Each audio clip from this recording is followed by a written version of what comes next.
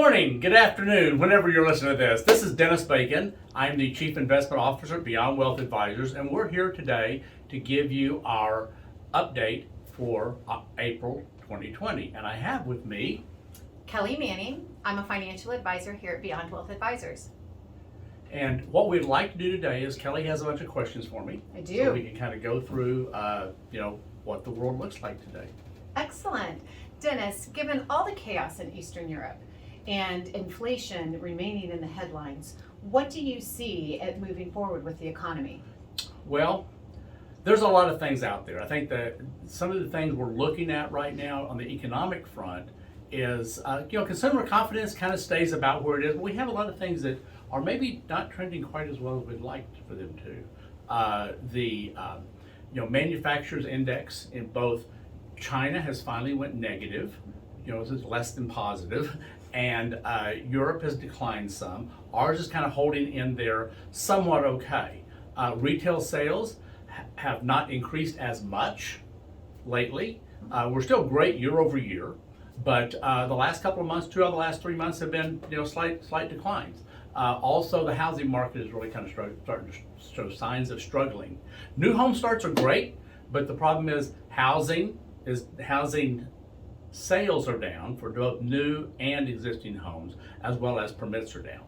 Most of it is probably a lot of it because of the rising cost, as well as the interest rate increases. So those are some things that really I think are showing some headwinds. On the positive side though, unemployment's down to 3.6, and we also are seeing very low new jobless claims and a lot of new jobs added. And currently I believe there's over 11 million job openings across the country. Matter of fact, I had a friend the other night that told me they'd lost a job, and I told they were not very happy, young person, and I told him, says, there's 11 million jobs out there. I'm sure one of them will fit for you, and they're talented people, so I'm sure that they will. So that's kind of where we are right now. Not in a great spot, not as good as we would have liked. A lot of that's because of what's going on in Eastern Europe and stuff. So. Excellent. It sounds like we've got some good trends happening, but you didn't mention inflation. Where do you see inflation going? Well, that's a really good question. We're certainly seeing the highest inflation we've seen in the last 40 years right now. I don't see it really stopping in the near term, of its own volition, if you will. But probably a lot of it is going to happen. It's going to eventually stop, but a lot of that will be driven by the Federal Reserve. Okay, so do you see inflation coming down in recent months? If I were going to look at it that over the next few months, I think we're going to continue to see it throughout the summer. But the Fed has given all the signs in the world that they're going to aggressively address it.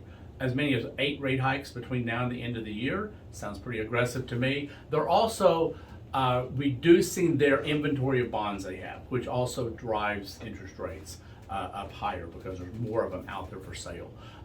And in typical Fed fashion, though, to be honest with you, my guess is they'll overshoot.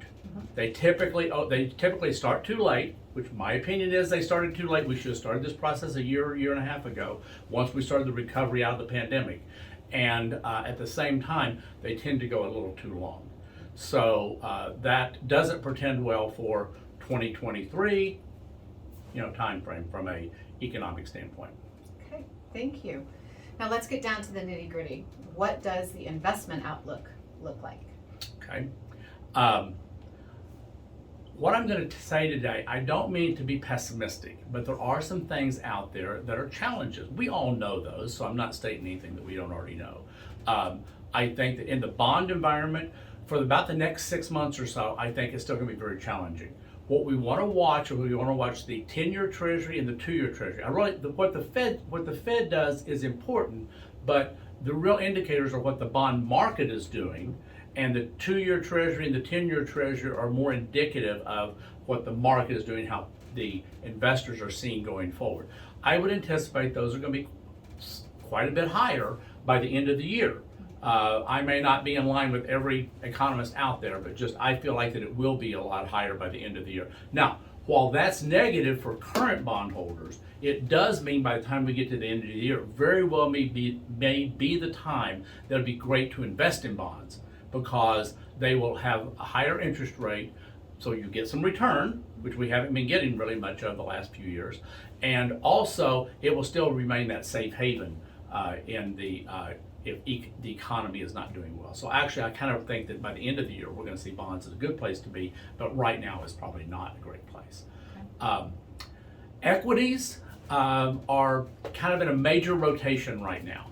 I looked at the market this morning, and while the whole market is down today, the Dow, which is indicative of large blue chip companies, very profitable companies that are just kind of the mainstay of our economy, is down at less than 1%, but the NASDAQ was down over 2.5%.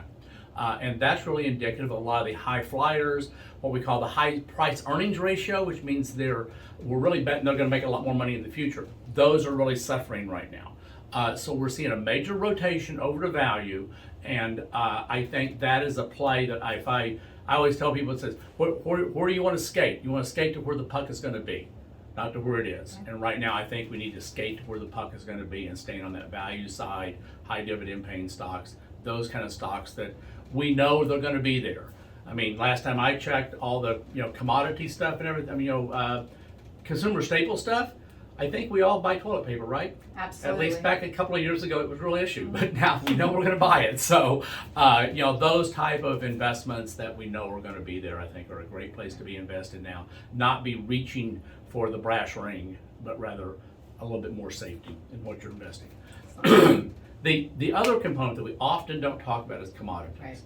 Commodities are one of those things that can be highly volatile on the long term, because you have, if you're talking, agriculture stuff, commodities will be impacted by weather, by heat, drought, floods, all that type of stuff, and people can turn this oil spigot on and turn it off, and which drives prices. So it's not really a natural market. It's a natural market on the commodity, on the agriculture side, but the rest of it can be a little bit contrived and not controlled. It's not as predictable as what you would look at a normal economic market. But right now, we are in the spot where volatility is a positive as well as a negative. We're in that positive volatility phase right now. We're seeing tremendous increase in pricing of commodities. I think that's going to continue as long as we see inflation. It's a great place to be in inflationary times, and also when you have times of geopolitical unrest. So those are two great. So I think right now that's probably a good place to be. Understand that it may not be a long-term hold type situation. Okay. Thank you. So, well, given the dynamic environment, what do you recommend investors do? well, Kelley, first and foremost, now is the time when investors need to be in communication with their advisor. I think and secondly, I think it's really important that you understand that these type of environments are short-lived typically. They're not, there have been some times where they're 2 or 3 year type events, but usually they're 6, 8 months, maybe a year, that we endure this type of environment, and the economy will kind of be self-correcting. That's the great thing of our economic system that we have in America. It tends to be self-correcting as long as we have free market enterprise. So that would be the biggest thing, I think, is they need to stay with their advisors, stick to what your long-term philosophy is. It's not just a short-term thing. Timing the market is very difficult and often wrong, because you have to make 2 good decisions. And so, I'm big proponents of making sure that we adjust our portfolio so we have a great sleep factor. And what that means is not your portfolio goes to sleep, but you can sleep at night, no matter where your portfolio, ever how your portfolio is invested. That's education as well as proper investment strategy. So those are probably the main components that I think that we need to be addressing today with clients or investors need to be understand. Excellent. Thank you. Well, thank you all for joining us today. It's spring outside. Go out and enjoy it. And if you have any questions at all, please reach out to your Beyond Wealth advisor. And opening day is tomorrow, so let's play ball.